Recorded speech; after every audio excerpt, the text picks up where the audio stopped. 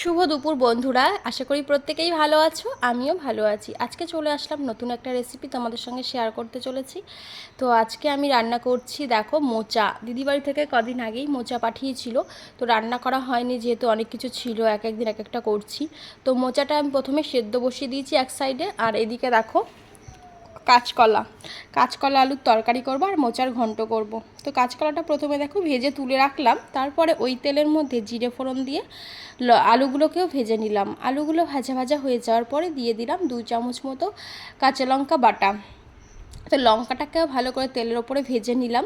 লঙ্কাটা ভাজার পরে সাদা জিরে দিলাম, সাদা জিরে বাটা 2 চামচ মতো দিলাম। তারপরে দিয়ে দিলাম হলুদ দেওয়ার পরে ভালো করে মশলাটাকে কষিয়ে নিলাম। কষিয়ে নেওয়ার পরে যে কাঁচকলা ভাজাটা তুলে রেখেছিলাম সেটাও দিয়ে কিছুক্ষণ আস্তে করে ভাজলাম, কেননা কাঁচকলা ভাজা হয়ে গেছে, মানে অর্ধেক সেদ্ধ হয়ে গেছে। আর বেশি নাড়াচাড়া করলে কাঁচকলাগুলো ভেঙে যাবে, আস্তে আস্তে থাকবে না। আর আমি এটা আস্তে আস্তে রাখবো, তার জন্য বেশি নাড়াচাড়া করছি না।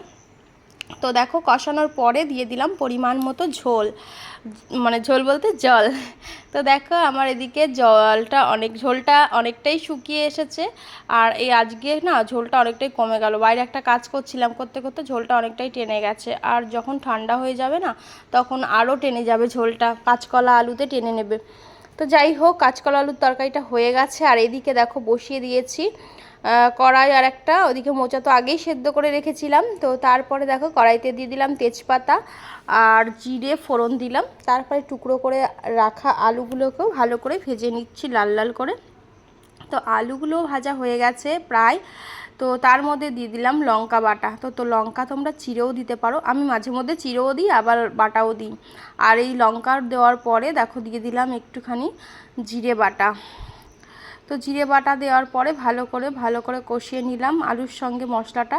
এবারে সিদ্ধ করে রাখা যে মোচাটা ছিল সেটাও দিয়ে দিলাম।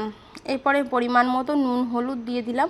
নুন হলুদটা আমি অল্পই দিলাম, কারণ সেদ্ধর সময় যখন মোচাটা সেদ্ধ বসিয়েছিলাম তখন আমি নুন হলুদ দিয়েই সেদ্ধ করেছিলাম। তো তার জন্য এখন একটু কম দিলাম, যে পরে চেখে দেখব, যদি লাগে তাহলে প্রয়োজনে দেব। তো দেখো আমার মোচাটা প্রায় হয়ে এসেছে। তারপরে দিয়েছিলাম একটু জল, একটু যাতে কাদা কাদা মতো হয়, আলুগুলোকে একটু ঘেটে দিয়েছিলাম। আর একটুখানি দিয়েছিলাম 2-4 দানা চিনি। তো দেখো আমার মোচাটা কিন্তু আঠা আঠা হয়ে গেছে। আর এই দেখো মোচার কালারটাও কত সুন্দর হয়েছে।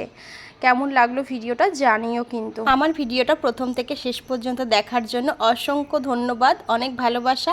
এভাবেই আমার পাশে থেকো সবাই। Tata, bye bye.